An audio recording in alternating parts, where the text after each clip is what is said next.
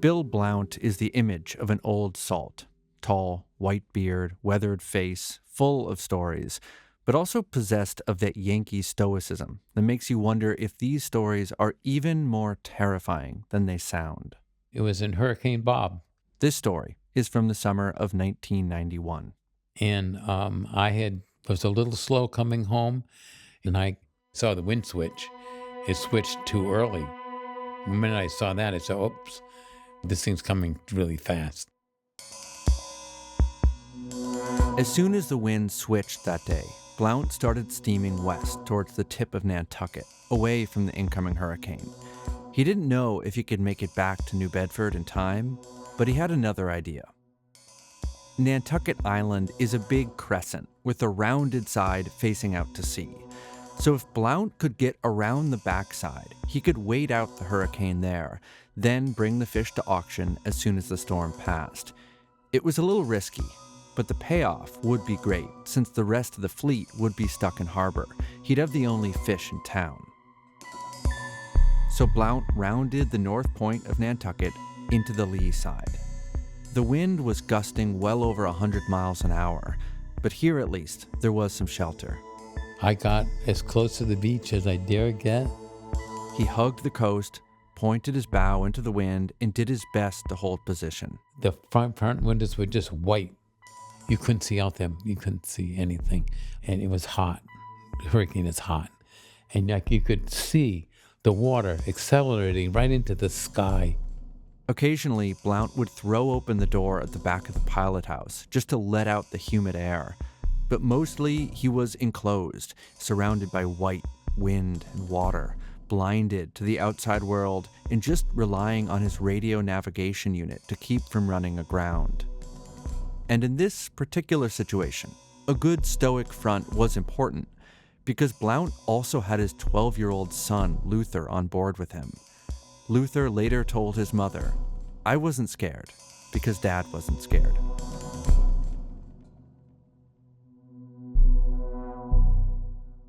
So father and son rode out the storm together, and 3 days later, they made their way back to New Bedford to sell the catch and pick up the check from the fish dealer. Everything was tremendous money because there was nothing behind it. So this was all the fish going to be in New England for next week. And I looked at my check and I said, where'd the sand dabs? The check in his hand was short. In fact, one of the fish species, the sand dabs, was missing entirely from the payment. The man writing the check was Carlos Rafael. I said, where'd the sand dabs? He said, send up your son. So I said, okay. So I sent my son, go up and see Carlos. So we went up and saw Carlos, and Carlos cut him a check for the sand dabs. It turned out Carlos had saved the last piece of the payment for Luther, and he handed the kid his own check for $500. Because he was with me on the trip and went through the storm and everything, So, I mean, that's Carlos, When you first met him, you say, oh, this guy's a mafioso, in the way he talks and everything. But actually, if you get to know him, I mean, he's a really nice guy. I gotta say, when I first met Bill Blount, I thought, this is the last person in New Bedford I expect to rise in defense of Carlos Rafael. I mean, the old salt made his career working a single fishing boat named for his wife. He says grace before dinner. I never heard him swear once. And here he is singing the praises of a man who models himself on the movie Scarface. If I was struggling, he's the one that would say, I'll give you another 10 cents on your fish. You should be able to make it then, right, Bill? Yep, okay. I've seen him do that. He did that for you? Yeah. A lot of fish dealers had no heart. They're ruthless. But Carlos wasn't like that. He had a heart.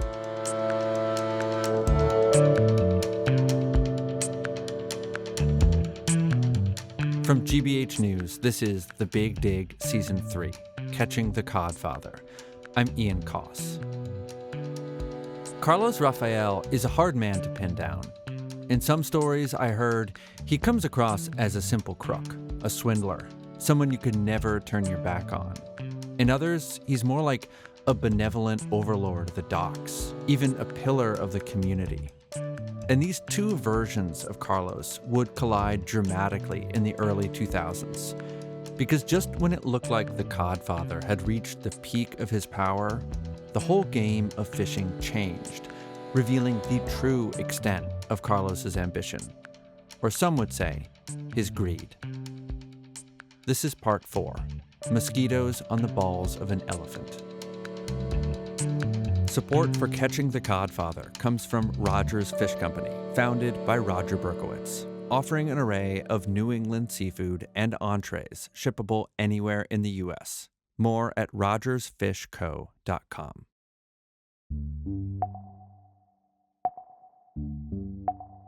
It's hard to say when the public image of Carlos Rafael started to shift, when the reverence and charm started to fade. But back in the 1990s, he still had some shine to him. When ABC News came to town for a piece about the closures on George's Bank, Rafael was presented as a kind of spokesperson for the industry, a plucky entrepreneur doing his best with his back against the wall. Carlos Rafael, who owns the biggest fish processing plant in town. Carlos is shown in a bright blue jacket in his pristine fillet plant, doing business on a giant mobile phone, and speaking really as a voice of reason. They could have solved the problem if they would have acted in time. The irony is, even the government now agrees Carlos Rafael is right. In addition to being called the Codfather, people also called him the waterfront wizard, the oracle of the ocean. He employed hundreds of people. He supported the local Portuguese clubs. Every year, he would show off his famous fish cutting skills at the local waterfront festival, holding court with his white glove, yellow smock, and pile of glistening flounders. The man was a fixture, a local character. But with Carlos, there was always more going on. And by that, I mean he was also getting in trouble with the law, repeatedly. I told you in the last episode about the price-fixing case, but that wasn't even Carlos's first legal trouble. Back in the 1980s, he was convicted of tax evasion and spent 4 months in jail. That time, he simply ran his business from inside. It wasn't easy, but we kept it going. Then, in the 1990s, federal investigators came knocking again, that time with the price-fixing case. Carlos was able to beat that one back. That was it. And I pulled it through. And it's hard to say if that brush with the law left Carlos more cautious or more emboldened, but it did not teach him to toe the line. Nobody had any doubt about Carlos being a crook. One of the stories that everyone tells, including John Bullard here, is about the time Carlos got up in a fishery management meeting and declared to the regulators themselves, "I'm a pirate. It's your job to catch me." As he said, I'm a crook. It's your job to catch me. And they did. Repeatedly. In 1999, Carlos was investigated again, this time for lying on a permit application for squid. He pled guilty in that case. Then in 2003, he was sued by the EPA for dumping a derelict fishing boat in a federal cleanup site. Carlos was fined for interfering in a Coast Guard inspection, for submitting false catch reports, for fishing in closed areas, and once had a nearly 900-pound tuna confiscated from one of his boats. The tuna had been caught illegally. Yet none of it really seemed to hold him up. Carlos had his gorilla of an attorney, plus all the money and spite he needed to fight off any legal challenge. He seemed unstoppable, like no amount of legal trouble could slow down his growing empire. So things started shaping up. That was one of the vessels there, this mini vessel. In his office, along with the Scarface posters and that rock a picketing fisherman once threw at his car window, Carlos also keeps a miniature model of one of his prized boats. I bought the vessel at auction for $365,000. Carlos was a master at what stock investors would call buying the dip. Even when catches were down or regulations were tight, he was big enough that he could still afford to buy boats, fishing boats, and some scallop boats too. If his timing was good, a vessel that cost $1 million to build, he might get for a few $100,000. I bought 3 vessels for $615,000. Things was so bad that everybody said I was a nutcase when I bought the vessel. I say, shit, so how bad can things be? Then when the fishing picked back up, he'd be ready to make a profit. So I paid for the boats in 1 year's fishing. Like he always says, a crisis. That is the best time to make money. By the early 2000s, Carlos owned or co-owned 15 boats, plus his own processing and distribution plant. Many of those boats had names from Greek mythology: the Athena, the Poseidon, the Hera, the Apollo. They all had the same shade of sea green paint and the letters CR on the bow. Everyone knew Carlos had a long rap sheet, but he was also the biggest game in town, at least when it came to ground fish. He was someone you had to deal with.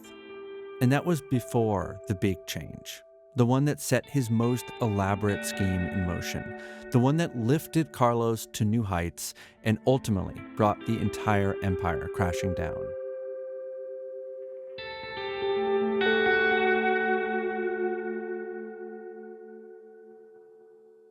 I want to set up this change and why it was such a big deal with the story of a fishing trip in 2004. This was the Christmas trip.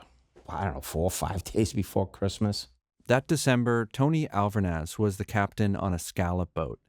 They were far from shore in bad weather, along with another boat called the Northern Edge. It's getting rough. I was like, I says, Paul, I'll handle the gear. Secured the dredges, turned around, was just headed fair wind, so I can eat in calm weather and better weather, you know. Paul comes up. He's like, hey, where'd the Northern Edge go? The thing to know about this fishing trip is that given the choice, neither boat would be out this far in this weather the week before Christmas. But because of the regulations we talked about in the last episode, these fishermen didn't feel like they had a choice. Remember, after Amendment 5, boats got a set number of days every year to go out and fish, and they were only allowed to fish in certain areas. This area these boats were in had been closed entirely for a while, part of that effort to prevent overfishing. And so when these scallop boats were granted permission for a single trip to this area at a specific time, they weren't going to miss it, no matter the weather, no matter the danger. It was a chance to bring home a big catch, to put real money in the bank. But now the weather had really picked up, and no one could see the Northern Edge. Should have been off the stern. So Alvarez got on the radio and tried Channel 68, which he and the Northern Edge captain used to communicate. Nothing. Got on 16. Hey, Northern Edge. Nothing. It's like, I don't know, you ever get that feeling where your brain's spinning, something's wrong. That's when Alvarez called the Coast Guard.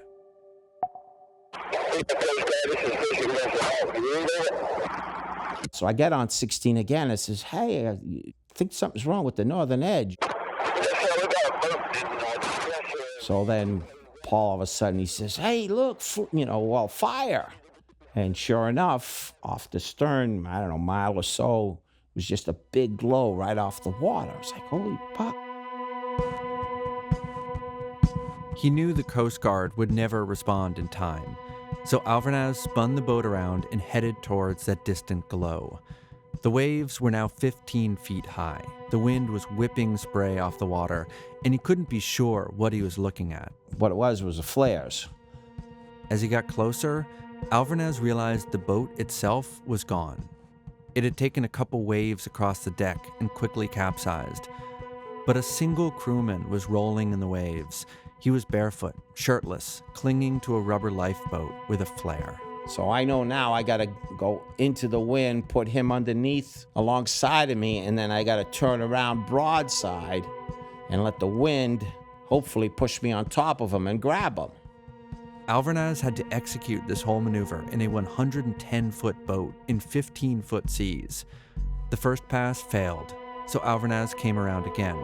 Got the boat back in position, got him just off my port bow, and the sea comes and basically throws him out of the raft. Paul looks at me, it's like I could lip read, if you will. He got thrown out. I'm like, fuck, this guy's dead. This guy's dead. What the fuck do I do now? Then all of a sudden he's like, he's back in. I'm like, fuck, I'm trying to. So this boat is a twin screw. Twin screw meaning two independent propellers, meaning more maneuverable. I was treating it as a single screw. So finally I just, hard forward on one end, hard over, Seen Paul walking along the side, looking down off the bow. I'm like, shit, now I'm going to run this fucking guy over. And I jammed the engines in reverse and then put it in idle. And the good Lord, he put him on the lee side, and he used the dredge that was hanging over the side as a ladder. Alvernaz remembers the young man coming over the edge and then walking across the deck half naked, cutting up his bare feet on the scallop shells. When they got him inside, he was red as a cooked lobster, barely able to talk. From the crew of 6, he was the only survivor. Did you find any other sign of the northern edge? No sign at all. The sinking of the northern edge just 1 week before Christmas was devastating in New Bedford, and the deadliest single fishing disaster in the whole region since the famous perfect storm of 1991. Afterwards, the Boston Globe asked Carlos Rafael for his comment on the sinking. He was blunt, as usual. It's their fault. They being the federal regulators, the people who had granted those boats a one-time opportunity to fish in this area, a chance they could either use or lose. And the sinking became one of many events that shifted the conversation around fishing regulation. It's important to note that the Northern Edge was a scallop boat, and they've always had different rules than groundfish boats. But the sinking highlighted the flaws of the larger system, how it forced boats to fish at certain times, in certain places, in certain ways.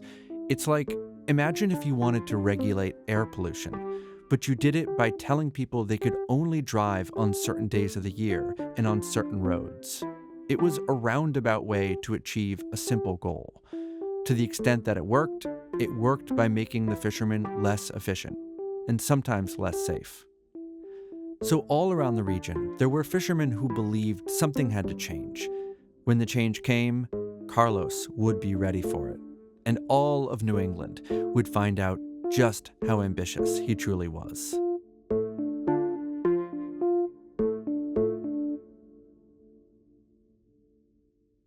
When did you first join the Management Council? I was nominated a few times, but I was actually appointed in 2004. The same year the Northern Edge sank, David Goethel joined the New England Fishery Management Council, the group that sets the rules for fishing in the region. And I used to say when I went to these meetings, if you're not at the table, you're on the menu. So if you're not there to represent yourself, you're going to get carved up, and you're the one who's going to pay the price. Fishing regulation is a little different than most kinds of business or environmental regulation in that the rules actually vary region by region. This was part of the original vision of the Magnuson Act. So you have a northeast region, you have a southeast region, you have a Gulf of Mexico, Alaska, Western Pacific, so on. Because every region is different. Again, John Bullard. And this was revolutionary. I mean, a lot of environmental legislation was top-down. All wisdom resides in Washington, and there's a single standard that everyone has to meet in clean air and in clean water. Under Magnuson, there are standards like preventing overfishing, but each region can decide for itself how they meet the standards. So that is what David Goethel became part of in 2004. The Regional Council for New England. He was on the council when this big change I've been talking about took place, and I want to explain that change through his eyes, because Goethel represented a very particular perspective on that council. Goethel is based out of New Hampshire, which has smaller ports with fewer boats than its neighbors, Maine and Massachusetts, and he was appointed to the council by his governor in part to be a voice for the little guys. Instead of operating a big fleet of boats that traveled far offshore to hunt fish, Goethel ran what's called an inshore boat, doing short trips just off the coast of New Hampshire. He's like the equivalent of a small family farm. Not an LLC, I'm not anything. I'm just me, myself, and I. My return is to feed my family. That's it. So he joined the council in 2004, and pretty soon there were signs that something big was coming their way. It started when a pair of environmental foundations sponsored a trip to New Zealand for the council members. The goal was to show New England fishermen a whole different system, a different paradigm, really, for managing the ocean. I knew it was a very different management style, but the proponents seemed to vastly outnumber the detractors. Goethel was curious to see how this system worked in practice, so he went. It was a very interesting trip. Remember that up to this point, the New England Council had used a hodgepodge of measures to limit how much fishermen caught. They limited how many days they could fish, where they could fish, what kind of gear they could use. In New Zealand, the government had taken a very different approach. The system was, at the beginning of the year, they decided the total amount of fish that would be caught, literally a specific number of tons for each species. Then they let the fishermen decide when, where, and how to go out and catch it. So no limitations on how many days people fish, just a limit on the total catch. The key to this kind of system is that the individual fishermen are each assigned a share of that total catch, their personal slice, which they are then allowed to buy, sell, and lease between them. It's called catch shares. So they were turning fishing into a commodity. I wanted to ask you about the trip in New Zealand. Anything that stands out in your mind? Just that they drove on the wrong side of the road. We tried to rent a car. We almost got ourselves killed. Also on that trip, fellow fisherman and council member Rodney Avila from New Bedford. It wasn't bad till we go into a roundabout, and I'd always pull to the right. I don't know why. It was instinct. So Avila and Goethel were in New Zealand together to see this catch share system in practice and get a glimpse of a possible future for their own industry in New England. The groups funding this trip, which I should add were big supporters of catch shares, had set them up to meet with some local fishing companies. We're going to show you the people who you have to talk to. And everywhere we went, they'd send along a guy who was like the tour guide. Anywhere we went with them. Who wanted you to see how great everything was. And nobody'd say anything bad on the record. But strange things started happening. We ran into a couple of fishermen at the local bars, and as soon as they recognized us, they came over to, hey, this is the real story, guys. You go in the men's room, and some guy would follow you in, and while you're, standing there, he'd start spouting off as soon as he was sure there was nobody in the stalls about what he thought was really going on. And it was a total different story. These fishermen did not talk about the wonders of this new management system. They talked about being shut out and exploited by it. So far, these were just scattered stories from strangers. But when Goethel and Avila tried to get more concrete information down at the waterfront, they kept hitting a wall. Couldn't confirm it because nobody talked to us. These guys would clam right up, just not say anything. So one time, when they were touring a fishing boat, the two of them hatched a plan. So the man I was with was quite large. He's a big guy, big Portuguese man. The big Portuguese man is Rodney Avila. He said, I'll detain, we call him the minder by then, the KGB minder. I'll detain the minder. You go talk to the crew. And he just basically backed the guy into the corner of the rail in the scallop boat and he wouldn't let him out. The guy couldn't get by him. He's going like this. He's all nervous, trying to see what was going on. He's trying to look around him. And I called the crewman aside and I said, what's going on here? Goethel says that in private, the crewman confirmed what they'd already begun to suspect. A few large companies had bought up most of the fish quota and now controlled the industry. He said, the people who own these companies, he said, they're building and racing America's Cup yachts, and we don't get paid a living wage. And that pretty much told me everything I needed to know. As David Goethel looked around the docks, he didn't see a lot of small boat operators like himself. The ones they did find were hanging on by their fingernails. Mostly, fishermen had to work for the big companies, since that's who owned the fish quota. They literally owned the fish in the ocean that had yet to be caught. And we got an earful, but people were scared. These companies had enormous power. Fishermen and crew were called human capital, and they worked whatever hours, whenever the company wanted them to work, and if they complained or tried to unionize or did anything to better their conditions, they'd be fired and replaced with more human capital. It was stark. It didn't help that there was a lot of corporate money backing this trend towards catch shares. For Goethel, the whole system looked like a money grab that would turn fishermen into helpless pawns. And we came back, at least the two of us came back, with a very jaded view of what we were entering into. I could explain it like this. You lead the cattle into a slaughter. They was leading us into where they wanted us to go.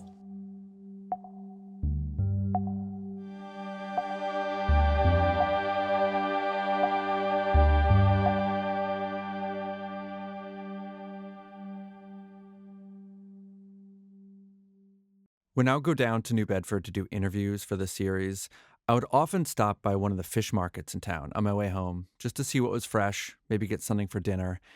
And it reminded me that a great fishmonger is really a special treat.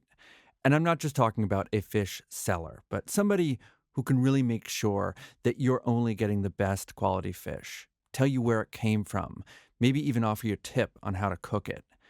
That is what you get from Rogers Fish Company. You can order online at rogersfishco.com or check out their new location at Logan Airport in Boston. I'm hoping that some of you out there remember the classic Schoolhouse Rock song, How a Bill Becomes a Law. I'm just a bill, yes, I'm only a bill, and I'm sitting here on Capitol Hill. It captures, I would say, the emotional journey of how an idea becomes an actual law, how it has to wind its way through committees, through both chambers of Congress, and all the procedural hurdles along the way. If they vote yes, what happens? Then I go to the Senate and the whole thing starts all over again. Oh, no. Oh, yeah. Well, there ought to be a companion song called How a Law Becomes a Regulation. Something like, I'm just a law. Yes, I'm only a law. But you know I'm not specific at all. Boo-doo-doo-doo. Because really, if you get down into the actual nitty-gritty rules that govern day-to-day life in this country, they're not written by Congresspeople. They're written by bureaucrats in what is sometimes called the administrative state, or even more ominously, the fourth branch of government. I'm not going to further attempt to put this whole process into song, but I will attempt to break it down with the help of Susan Dudley, who is a professor of public administration at George Washington University. Our Constitution conceives of three different branches of government. And yes, we're starting with the very, very basics. And it was the legislative branch that was responsible for writing all laws. That's the language of the Constitution. And so early in our government, the idea that Congress could hand over or delegate that authority to the executive branch was unheard of. When the country started, there was no EPA, no FCC, no FAA. If Congress wanted to make a rule about road construction or banking, they had to roll up their sleeves and write the exact rule they wanted, word for word. So what changed? Why did the country then decide that we needed these other agencies? As the country got larger and issues became more complex, members of Congress felt it was less able to write the details of these laws, and so they thought it would be important to have expert agencies. In effect, Congress wanted to delegate some of its power to the agencies. We give you the general idea, and you get into the weeds on exactly how to make it happen. The whole issue came to a head during the New Deal, when Congress was setting up a whole bunch of new agencies, the SEC, the FDIC, the NLRB, the WPA, so on.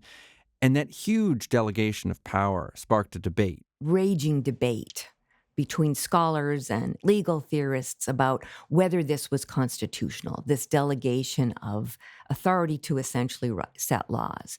And how is that debate ultimately settled? A compromise was reached, and that was with the passage of the Administrative Procedure Act of 1946. And that is probably the most significant law affecting the, quote, administrative state today. The Administrative Procedure Act clarified that, yes, Congress can delegate authority to agencies. And yes, those agencies can then write rules that carry the force of law. But as a compromise to the skeptics, the agencies are not free to just make whatever rules they want. They can write binding laws as long as A, they do it within the authority that was delegated to them by Congress, and B, they follow certain procedures. And this gives rise to some language that might be familiar, like notice of proposed rulemaking and public comment period. Those are the hoops laid out in 1946 that every agency has to jump through in order to issue a new rule. It's how a law passed by Congress becomes a regulation. And when it comes to our story, the people scrambling through those hoops are the members of the New England Fishery Management Council. So what'd you bring there for reading material? I brought my copy of the Magnuson Act, just in case I need to look up anything. Maggie Raymond is a former boat owner in Maine who for many years also advised the New England Council. The copy of the Magnuson Act she's holding is from 2007. That's important because Magnuson, just like the Farm Bill and a lot of other legislation, gets reauthorized periodically. And the 2007 bill had some language tucked into it that would change American fishing forever. And that's on, what page are we on here? 76. This is section 109-479. From the very beginning, Magnuson had provided some general guidelines for fishery management, like preventing overfishing. But in 2007, the guidelines changed. Establish a mechanism for specifying annual catch limits. As of that year, all fisheries in the country were required to implement an annual catch limit. That meant all new regulations would have to look something like the system in New Zealand, where fishermen received individual shares of the total catch. A lot of U.S. fisheries had already switched to that model, including, for example, the Alaskan king crab boats you see on the show Deadliest Catch. Now New England would have to make that switch too, and they had a deadline of 2 years. And it meant that we needed to move quickly. John Pappalardo was the chair of the New England Council, which would have to turn this new law into actual regulation. And perhaps not have the luxury of enough time to fully vet a lot of the things that we ended up doing.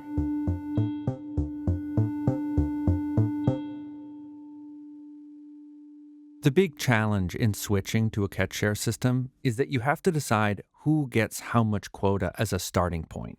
It's like dealing out the cards at the beginning of a game.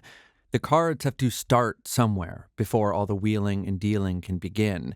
And you've got thousands of fishermen, from small boat operators like David Goethel all the way up to fleet owners like Carlos Rafael, all of whom expect a piece of this new market. So the council started working out a system for deciding how the cards would be dealt out, based on who owned what permits and how much fish they had landed in the past few years. But like any system, it could be gamed. I mean, at the time, you had one big owner who had 25, 30 vessels. Again, Maggie Raymond. And there was concern about consolidation of too much quota into too few hands. Who was that biggest boat owner at the time? Carlos Rafael. Carlos had been buying up boats and permits for decades at this point, so he was already the biggest player in the region. But once he saw what was about to happen with the catch share system, he went into overdrive. According to an interview he gave later, Carlos Seafood spent $10 million buying up boats in the years leading up to the new system. The goal was to make sure that when the shares were dealt out, Carlos received as much quota as possible. He's Exhibit A of why managing fisheries based on economics is a bad idea. He was out to maximize the money for Carlos. This again is David Goethel, the dayboat owner who went on that trip to New Zealand. And my response was, since when is greed good?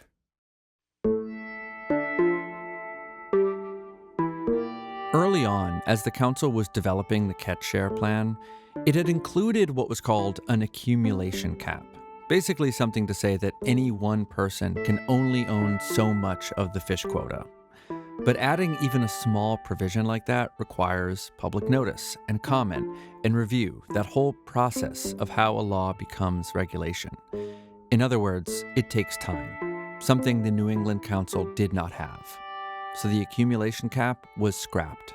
One of several choices that, in hindsight, had real consequences. If I were to do it all over again, I would have said, we're going to get it done when it's ready.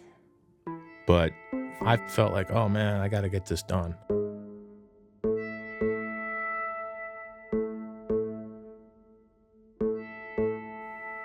Good afternoon, everybody. If you could take your seats. In June of 2009, John Pappalardo called the New England Fishery Management Council to order at one of their usual haunts, the Portland, Maine Holiday Inn. Also there was council staffer Tom Neese. The Holiday Inn by the Bay, if you've ever been there. No, can you describe it? No, not politely. The council members were seated at a series of tables arranged in a horseshoe shape. They had nameplates, bottles of water, microphones, and before them, a packed audience. Because this was the last chance to make any changes to the new catch-share plan, a generational shift known as Amendment 16. Ground Fish Amendment 16, how to handle public comment and still get through all of the decisions we have to make. Just a few weeks earlier, permit holders had been notified how much of the total quota they would receive as their starting share. The cards had been dealt. So now, for the first time, fishermen across the region could start to glimpse their future. Some were lining up in opposition, some were lining up in support. Was Carlos one of the people who wanted catch shares? Yeah. Again, Rodney Avila, who was on the council for this vote, because he knew it would be good for him. I mean, Carlos doesn't do anything that's not good for him. Under Amendment 16, Carlos Rafael would get the biggest share of quota, almost 10% of all the ground fish in all of New England. And of course, there was no limit on how much more quota he could accumulate. It's just going to drive the industry into consolidation to large operating units. A number of speakers rose to share this concern, Excessive consolidation that would eliminate the day boat fishery. including David Goethel, who was up front at the council table. Right now, I see consolidation happening the minute you go to any of these systems, because once the process is unleashed, you won't be able to stop it. As far as I can tell, Carlos Rafael is never mentioned by name, but one commenter says that under this system, every damn groundfish boat in New England will wind up in the city of New Bedford. There are going to be miles and miles of coastlines and communities that never will have access to fishing again. Another concern that comes up again and again is that the region was just not ready for this change, especially when it came to enforcement. Would the government really be able to keep track of what every boat was catching? That they were actually staying within their slice of the quota? Without that enforcement, I think there'd be nothing but problems. The lack of an accumulation cap and the lack of enforcement would ultimately prove to be a dangerous combination. But after 4 days cooped up at the Portland Holiday Inn and 2 years of bureaucratic process, the council had truly run out of time. The deadline had arrived. They had to pass something. Okay, we're going to break for lunch here. Be back at 1:30. Can you take me to the day of the vote? Yeah, it was hot.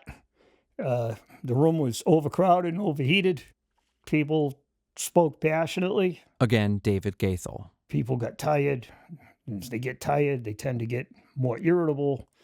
The public started to become deeply disillusioned that, the fix was in, that they'd wasted their time coming. Voices were raised. It wasn't a pleasant day.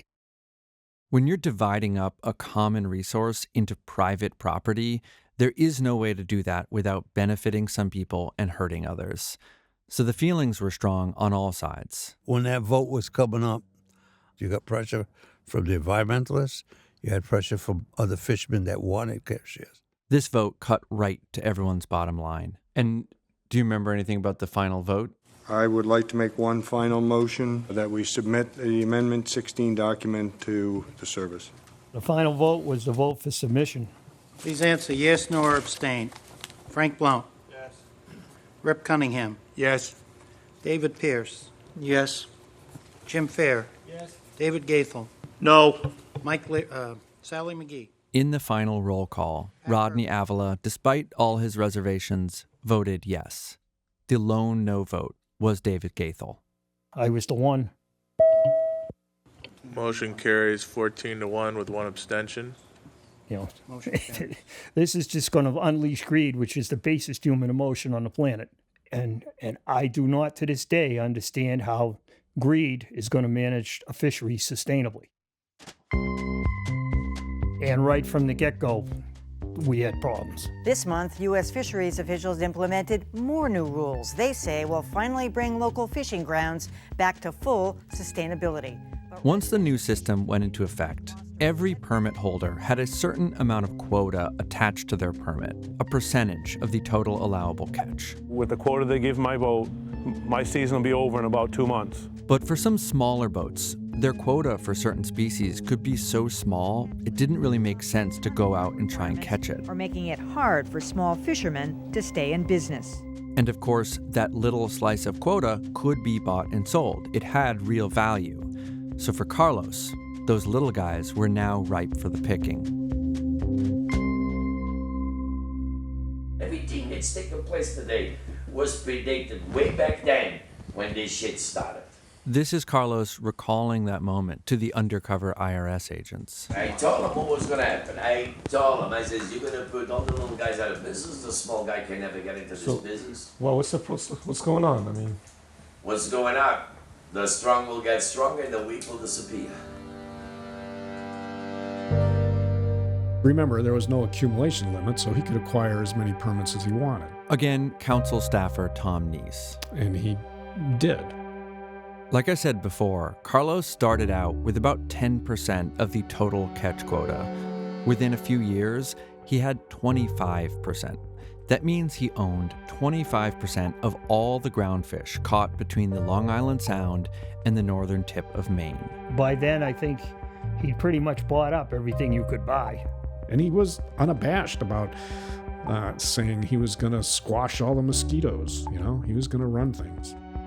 I think this is when the public narrative of the Codfather fully turns, from a colorful character to something more sinister, exploitative even. Carlos himself used to call the little fishermen, the guys like David Goethel, quote, mosquitoes on the balls of an elephant. Carlos, of course, was the elephant. What the government has done so far has put me and a few other guys sane pretty because we're making money. We are making serious money. The council did ultimately come back to the idea of an accumulation cap on quota. The problem was that by that time, Carlos was already well beyond the initial limit that had been considered, then abandoned. So to put the cap in place now would mean forcing him to sell off his shares.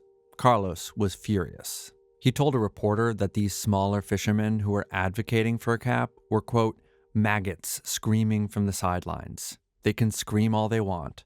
Nobody can save them. Now they want to go to give you a quota limit to every person can own. According to David Goethel, Carlos rarely came to fishery meetings himself, but when the new ownership cap was being considered, he started showing up. But I don't think it's going to be the case because I will fight this to the death. If somebody tries to take what I worked for 40 years, I'll lose it all, but I will prove a point. I'll sue you guys back to the Stone Age. And he meant it. I mean, he wasn't shy about dropping a good chunk of money on a lawyer. And so they backed off. The council had to write rules that grandfathered him in. The new accumulation limit was ultimately set just above what Carlos already controlled. And that was strictly for Carlos. Nobody else came even close. You know, you get the newspapers sometimes, they come up with that bullshit that pisses the living shit out of me. They come up and they say, oh, he took advantage of some of these people who were going broke when these quotas come in. That was not so. Carlos rejects the narrative that he somehow took advantage of the smaller owners who sold him their boats in quota. A lot of the people that I bought their boats, they would come and they would tell me, do you want to buy my boat? Because I'm having trouble. I might lose the boat. I might lose my house. I says, look, how much do you want for the boat? The guy would say, I want $300,000. And I would do the math. I say, a little too steep. But I will give you $270,000. I says, but I'm going to do a much better deal to you. You go and see if you can get 300,000. If anybody gives you the 300,000, sell the damn thing. If nobody wants the boat for 300,000, you come back to me. My offer's still 270. I'm not going to try to beat you up because nobody wanted to give you the 300,000. And this is every deal I did was like that. I love to make money, but I also have a conscience. It's a little hard for me to reconcile sometimes the Carlos that I hear in this interview with the other version of Carlos I've heard, the one on the undercover IRS tapes. The amount of fish he has is not profitable for him to go fish. Where he is much less charitable towards those little fishermen he was buying out. He doesn't have the money to buy fucking quota, so he's fucked either way. He's hanging by shoestrings. So this is a matter of fucking time for me to pick the rest of these fuckers and just get them all out of the picture. And he's a little hard to understand in this last part, but Carlos says, I don't know if it's greed or if it's ambition, but I always had the ambition to get fucking control of the whole fucking thing. I don't know if it's greed or if it's ambition. This is from the heart. I always had the ambition to get fucking control of the whole fucking thing. The easy explanation is that the man I talk to is just a farce, and the real Carlos is what you hear on those undercover tapes. But I don't think that's quite right. I think both versions of Carlos are performances to some degree. On the tapes, you hear Carlos playing the tough guy for what he believes are a pair of Russian mobsters. I know he's playing up the crime lord drama because there are some numbers in there we can actually check. For example, he told the agents he was facing 20 years in jail for price fixing. He was facing 3 years. I should also add that I don't have the full audio of those recordings. I have what the U.S. Attorney's Office chose to enter into the public record.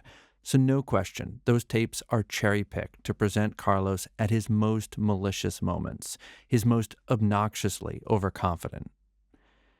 In our interview, on the other hand, you hear Carlos playing the nice guy, trying to correct what he sees as an unfair portrayal in the media. The papers twist things the way they want. They make me look like a scumbag, and then they keep calling my house. Do you want to sign up to get a newspaper? I says, after you worked me over, the way you guys did, you never wanted the truth. You went with everything else, but you never asked me anything. You just write up the bullshit that the government tells you. Says, don't call my house no more. When Carlos was eventually sentenced for his crimes, all these quotes I've referenced came back to haunt him. The mosquitoes, the maggots, the little guy hanging by his shoestrings. They were used as proof of his vicious contempt. But they can also be read almost as pity. When catch shares came to New England, those little guys were screwed.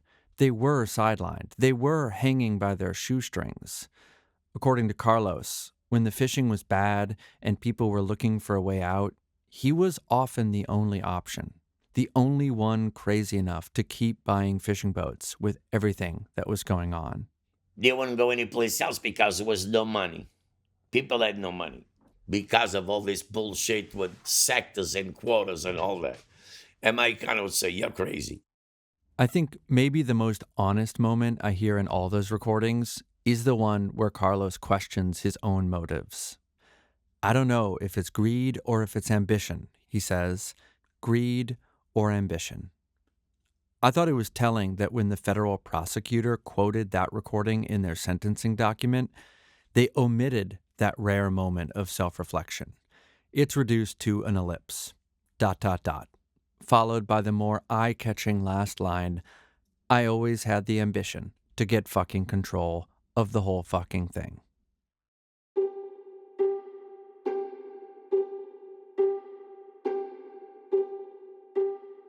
The rapid consolidation of boats and permits into Carlos Rafael's hands was a warning sign.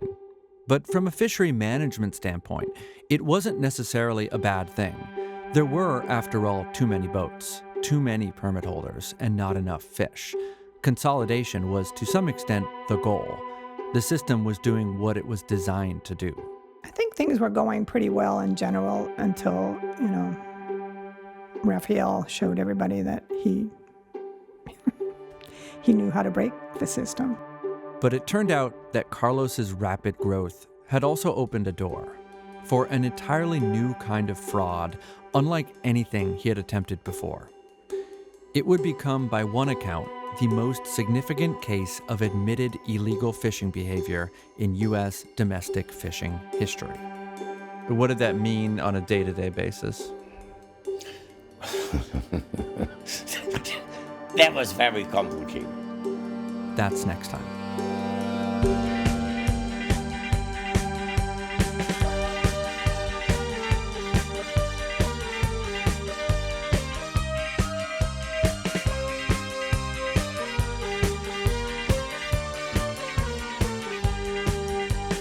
Passei por uma cidade e na verdade reconheci que era aquela com certeza a mais portuguesa que jamais ouvi. Tem os seus barcos de pesca que fazem festa ao chegar ao porto. Com fruto do seu trabalho têm agasalho, amor e conforto. Viva, viva a Bedford!